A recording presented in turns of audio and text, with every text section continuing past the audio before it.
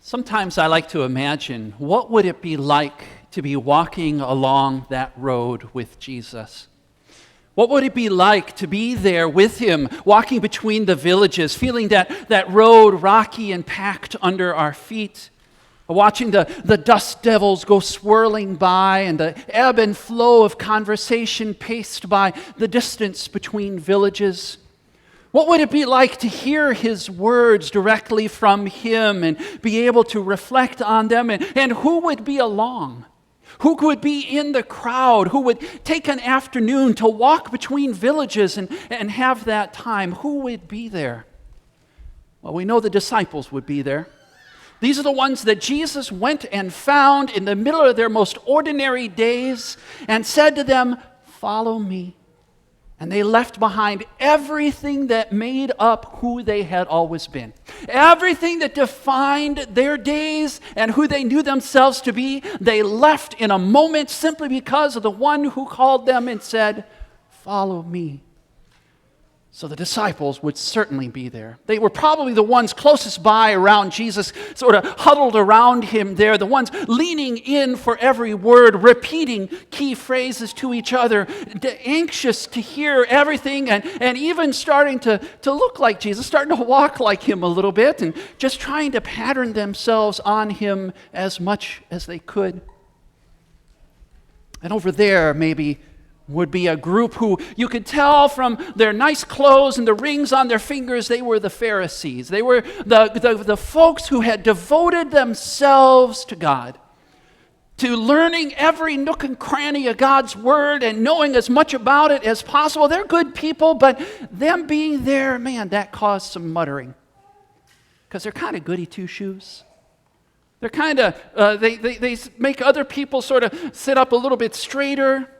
And if you're going to start a revolution, why would you start with the ones like them who the current setup has been working so well for? So why are they along? They seem curious, but should they be? No, and over there is a bunch of folks from that mega temple down in the capital. And they're there with notebooks and pens, and every time Jesus says something, they're writing it down, muttering to each other. They're writing notes and comparing them, and periodically one of them would get excited and write something down and then go dashing off as though they just have to go tell somebody something that has happened, something that Jesus said. We're not quite sure why they're here, but they make us pretty uncomfortable, so we'll just let them walk kind of over on their own. And then sort of dashing along the sides of this group as it's walking along the road, or a couple of folks, they're always there. It's like they have that boundless energy of sort of lovelorn puppies as they're dancing along and running and telling everybody who will listen, and then keep telling when people don't want to listen, what Jesus has done for them. No, I had leprosy, I tell you. And Jesus touched me. It was like the whole thing just washed right off of me. No, really, it did. No, I tell you, I was blind. I couldn't see a thing. And Jesus took some of his spit and he put it in his eyes. No, it's not gross. It's beautiful. Look what he did for me, really. And then sort of milling along before and behind was the curious. The crowds who had just had heard that something might happen. They heard there was going to be a parade, and hey, who doesn't like a parade? You're walking to the next village? Sure, I'll go along. Oh, you're on your way to Jerusalem? Absolutely, I'll go a little way, see what it's like. Yeah, I heard that maybe something will happen. These are the folks who are curious or just looking for entertainment. Maybe we'll see some soldiers. Maybe somebody will get arrested. Maybe it'll be exciting, and that's better than just sitting in the marketplace all day anyway. These are the ones who maybe are hoping for a free lunch because they've heard that when Jesus is around that bread and fish sometimes get served for lunch and everybody gets enough. These are the ones who are curious, who want to know more, who just want to be along because something might happen. Milling about before and after, laughing, part of the parade going down this long, dusty road between the villages. And right there in the middle Right in the heart of all this gathered humanity, all this ordinary life is Jesus. Listening, answering, telling stories, laughing, sharing as he walks along. And there, surrounded by his disciples with all these groups, Jesus lifts up his head and looks beyond the disciples, looks beyond the Pharisees, looks beyond those scribes from Jerusalem to all that great group of the curious and the attention-seeking, the ones who are here to be entertained. He looks and turns to them and he says, "Anyone who comes to me and does not hate mother and father, sister and brother, wife and children, is not capable of being my disciple." Well, the Pharisees immediately start muttering about the fourth commandment, honor your father and mother. The scribes over here say, and start writing things down and muttering to each other. Disciples look a little bit worried because they're confused. This is the same guy who just a little bit ago said, love your enemies, pray for those who hate you. And now he says we have to hate our families and even life itself. How could this be? And then there's a little bit of a ruckus because one of the disciples' mom is out in the crowd and he sees her and she's standing like this. Oh, that's why you left, huh? No, Mom, really? No, that's not what this is about. Let me explain. Mom, come back.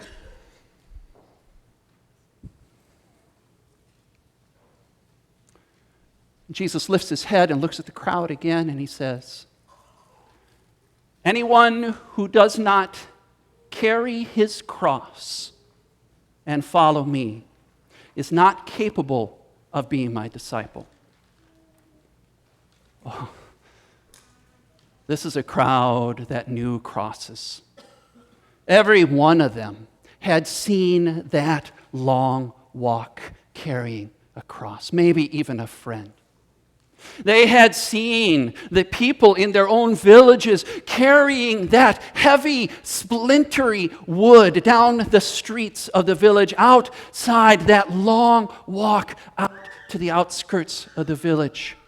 Most of them knew someone because the Romans loved this. It was a way to keep people in line. It's not capital punishment, it's terrorism. It keeps people in line because it's a way of saying, look what happens if you make a ruckus. Look what happens if you make a fuss. They would make the people carry that heavy wood, dragging it down the street, lined with all the people of the village who had to be there, watching them with dead eyes. And here's the thing, any one of them standing there could set that prisoner free. It wouldn't be hard. Simply knock that piece of wood down and start running. And the soldiers probably would not do much. Except that they'd be back with more soldiers. And this time, it wouldn't be just the one who would die. And so all their friends stood there with dead eyes, watching and helpless as their friend carried this heavy wood. Oh, this crowd knew crosses.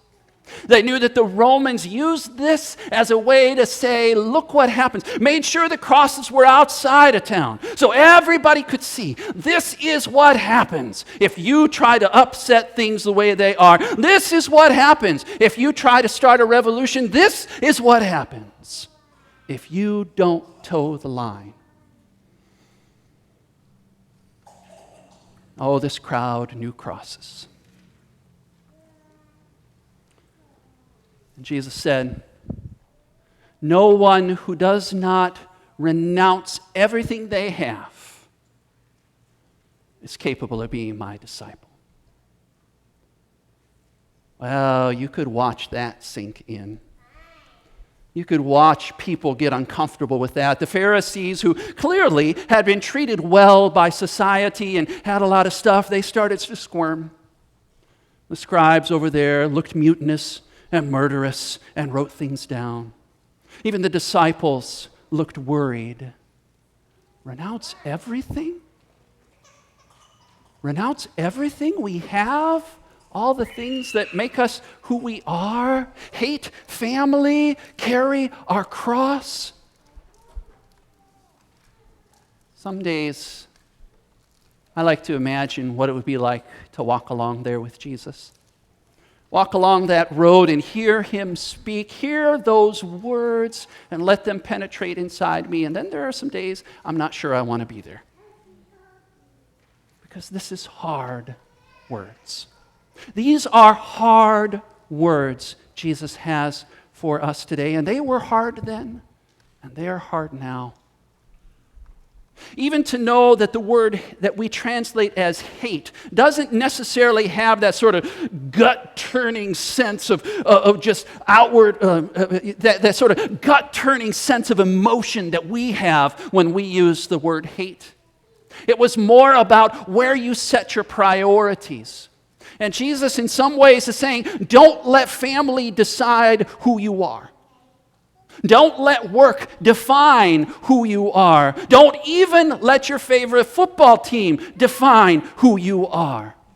But following Jesus, to be his disciple, means to put him first. And let him define all your deeds and your words and your actions. And let him make up who you are. And carrying a cross is that hard reminder that, yes, following Jesus, to be a disciple, sometimes is a matter of life and death.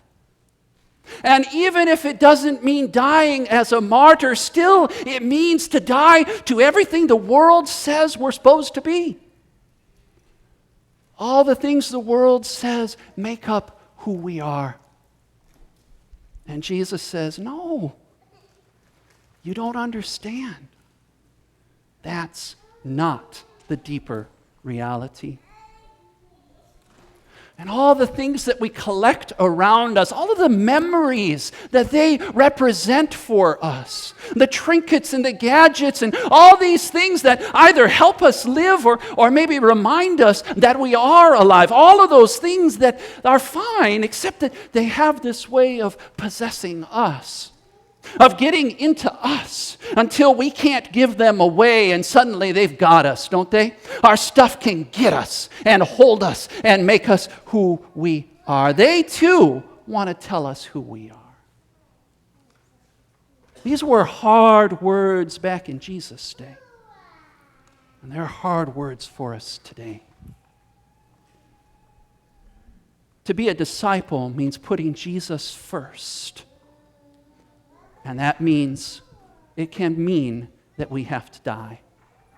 Just like Jesus had to die because he put us first.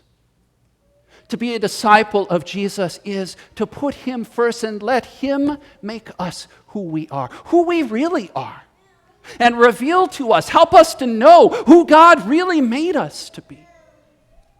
It means sacrifice. It means struggle. It means to be on mission in the world.